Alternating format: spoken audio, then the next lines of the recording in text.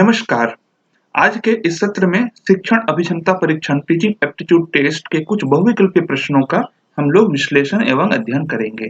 तो आइए देखते हैं एक-एक करके। जब एक बच्चा विषय वस्तु से संबंधित प्रश्न पूछता है, शिक्षक को सामान्यतया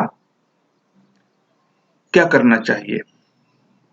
जब एक बच्चा कोई प्रश्न करता है क्लासरूम में, तो विकल्प हैं बच्चे की उत्सुकता को शांत करने के लिए सीधा उत्तर देना चाहिए, पाठ्य पुस्तक अथवा अन्य संदर्भ का उल्लेख करना चाहिए, उस प्रश्न को दूसरे बच्चे की ओर उत्तर देने के लिए कहना चाहिए, उसे खुद के जवाब तलाशने में सहायता पहुंचाना चाहिए। एक बच्चा है जो क्लासरूम में क्वेश्चन कर रहा है कंटेंट से रिलेटेड विषय वस्तु से संबंधित, तो शिक्षक के लिए इन 4 विकल्पों में से बेहतर क्या होगा? एक तो है कि सीधा-सीधा उत्तर दे दे।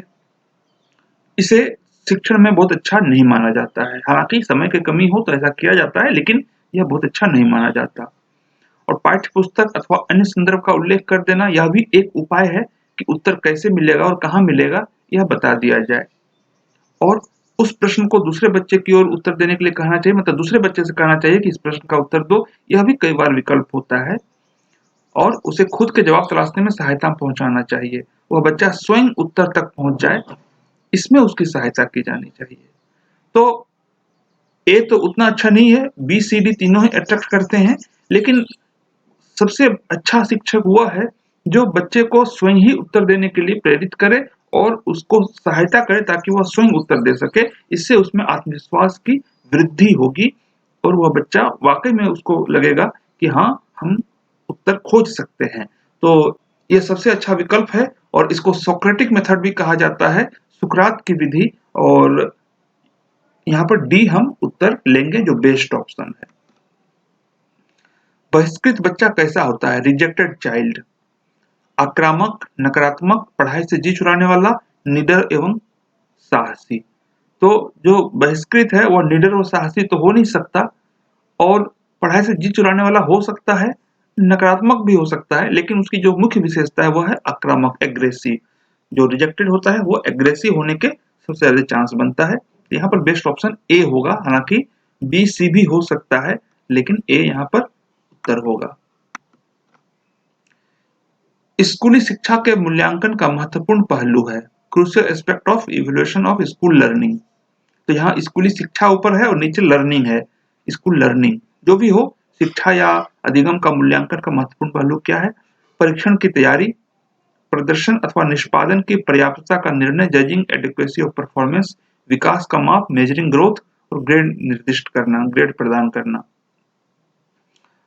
यहाँ पर चारों ही चीजें आ सकती हैं, लेकिन बी और सी ज्यादा अट्रैक्ट करता है कि उसका जो निष्पादन है, उसका जो परफॉर्मेंस है, उसकी कितना परफॉर्मेंस है, यह निर्णय लेना उसकी पर्याप्त है या नहीं है। और विकास का माप, मेजरिंग ग्रोथ, ये दोनों ही हो सकता है।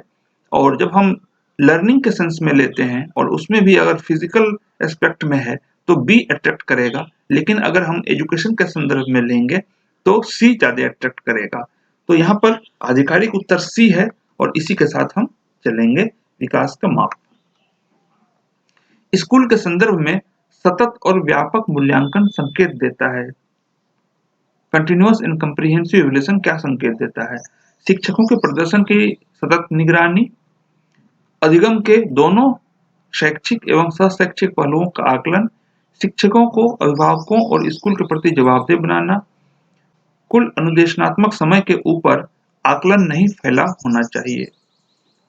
तो कंटिन्यूअस एंड कम्प्रिहेंसिव इवैल्यूएशन जो संकेत देता है वह यहाँ पर डी कोई विशेष मतलब नहीं रखता है कि कुल अनुदेशनात्मक समय, टोटल इंस्ट्रक्शनल टाइम के ऊपर नहीं फैला होना चाहिए। यह कोई संगत नहीं है, यह संदर्भ भी नहीं है इसमें बहुत ज्यादा।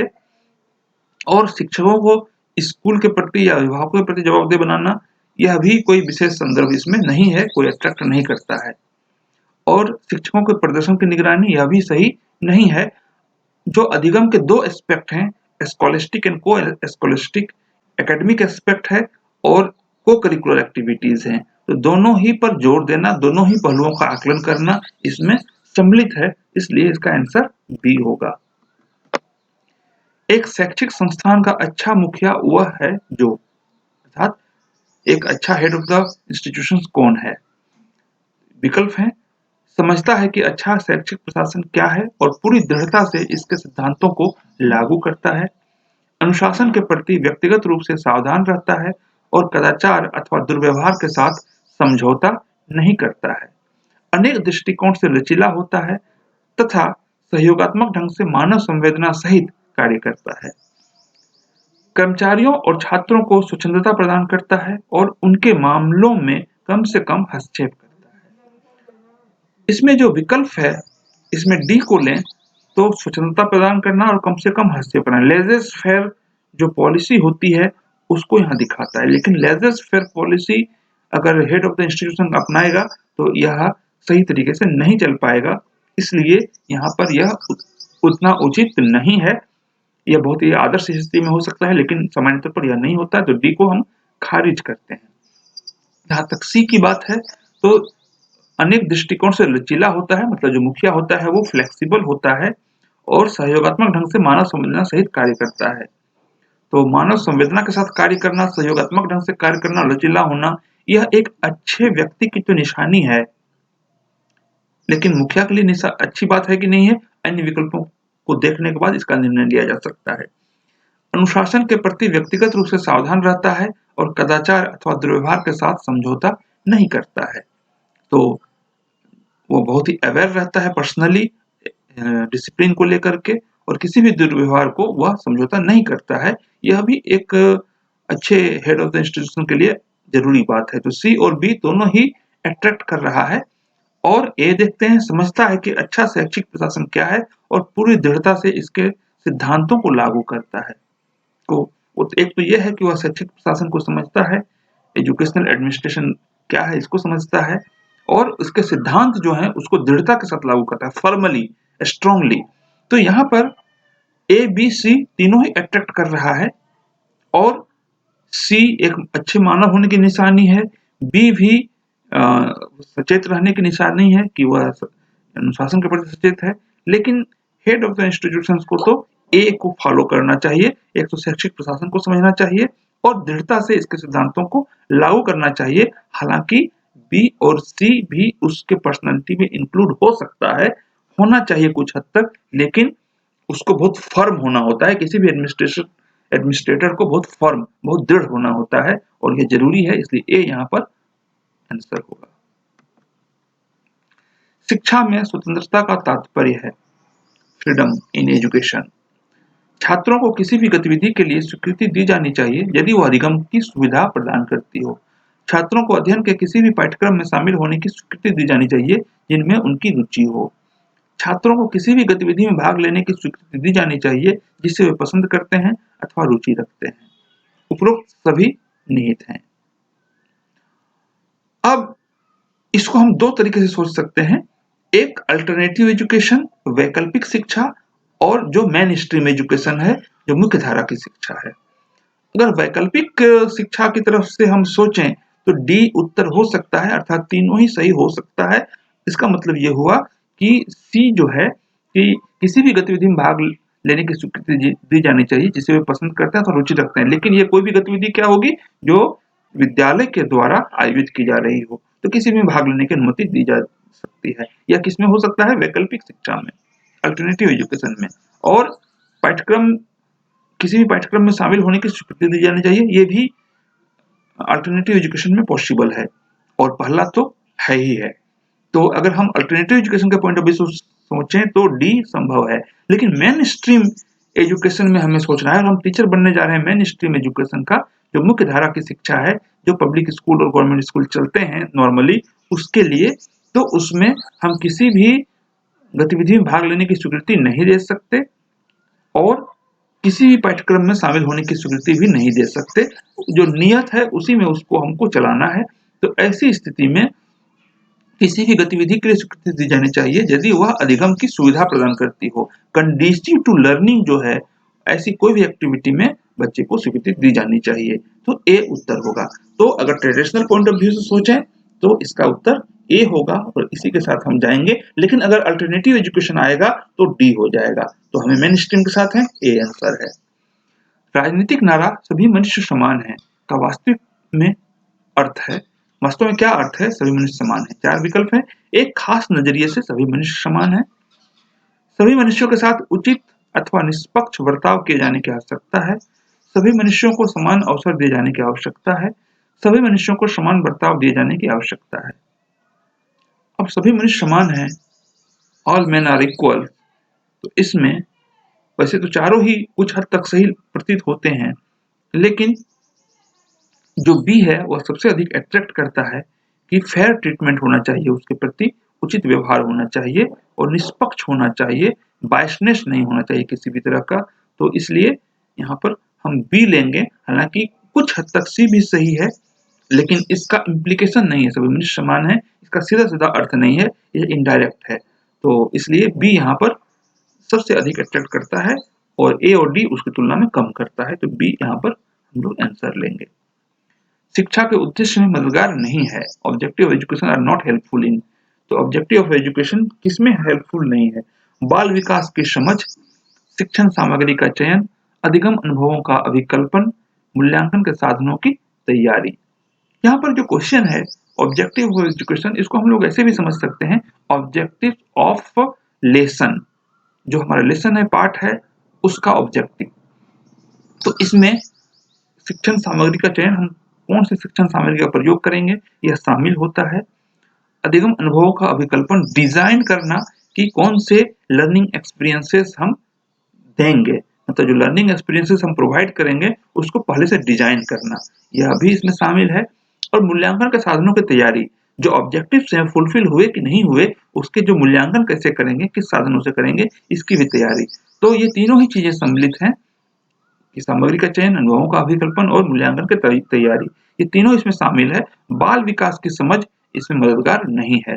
तो शिक्षा के उद्देश्य में बी सी डी मददगार है और ए मददगार नहीं है, इसलिए इसका उत्तर ए होगा। निम्नलिखित विधियों में से कौन सी विधि मौजूदा ज्ञान है जिसका उपयोग निष्कर्ष निकालने के लिए किया जाता है? अर्थात कौन सी विधि है जो मौजूदा ज्ञान से निष्कर्ष निकालते हैं? तो आगमनात्मक तर्क विधि, निगमनात्मक तर्क विधि, सर्वेक्षण विधि, अन्वेषण विधि। इसमें सी और डी तो सीधे सीधे खारिज हो जाता है, इसमें डायरेक्टली हम निष्कर्ष नहीं निकालते हैं। जब निष्कर्ष निकालते हैं, कंक्लूजन ड्रॉ करते हैं, तो ए और बी हो सकता है। लेकिन अगर मौजूदा ज्ञान है, अगर मौजूदा कुछ विश्वास है, तो और वहां से हम कुछ निकालते हैं निष्कर्ष, तो इसको डिडक्टिव रीजनिंग मेथड कहते हैं। निगमनात्मक तर्क विधि, निगमनात्मक में क्या होता है कि पहले से कोई हाइपोथेसिस है या कोई ज्ञान है जिसको मान के चल रहे हैं कि यह सही होगा, और उसका हम उसके द्वारा हम अपने अनुभव अर्जित करते हैं, हम भिन्न भिन्न उदाहरण लेते हैं और उन अनुभवों का जो विशिष्ट अनुभव है या उदाहरण है, उन उदाहरणों से सत्यापित करते हैं कि वह जो ज्ञान है वह सही है या नहीं है, और उस विशिष्ट अनुभव के बारे में हम निष्कर्ष निकालते हैं। तो ऐसा जो विधि है उसको हम लोग निगमात्मक कहते हैं। आगमन में पहले हम अनुभव लेते हैं, विशिष्ट अनुभव लेते हैं, उदाहरण लेते हैं और फिर ज्ञान की तरफ बढ़ते हैं। तो यहाँ पर बी इसका सटीक उत्तर है, निगमनात्मक तर्क विधि, डिडक्टिव रीजनिंग मेथड यहाँ पर होगा। शिक्षक के लिए छात्र का आदर शुरुआत में ही शिक्षक के डैश से उत्पन्न होना चाहिए। जो छात्र का आदर है वह शिक्षक के लिए किस प्रकार से उत्पन्न होना चाहिए? मूल प्रश्न यह है। The respect of the student for the teacher should stem primarily from the teachers, मतलब मुख्य रूप से किस प्रकार से आदर उत्पन्न होना चाहिए बच्चे के मस्तिष्क में। तो यहाँ पर है कानूनी अधिकार, वयस्क के रूप में प्रतिष्ठा, व्यक्तिगत निष्ठा और सद्भावना, अभिभावक के विकल्प के रूप में हैसियत। तो शिक्षक के प्रति जो आदर, जो रिस्पेक्ट डेवलप होना चाहिए, वह कानूनी अधिकार से रिस्पेक्ट डेवलप नहीं हो सकता, मुख्य अगर हम ठीक से कहें तो। और वयस्क के रूप में प्रतिष्ठा, यह केवल टीचर नहीं, वह किसी भी वयस्क के लिए, किसी भी मैच्योर्ड पर्सन के लिए, किसी भी एडल्ट के लिए हो सकता है। और डी की जहां तक बात है कि अभिभावक के विकल्प के रूप में हैसियत, तो यह भी हो सकता है, लेकिन यह भी मुख्य नहीं है, प्राइमरीली नहीं है। तो बी और सी संभव है, लेकिन यह प्राइमरीली नहीं है, यह मुख्य रूप से नहीं है। तो यहाँ पर व्यक्तिगत निष्ठा और सद्भावना, पर्सनल इंटीग्रिटी एंड गुडविल ही है जिससे कि कमांड कर सकता है टीचर अपने प्रति रिस्पेक्ट।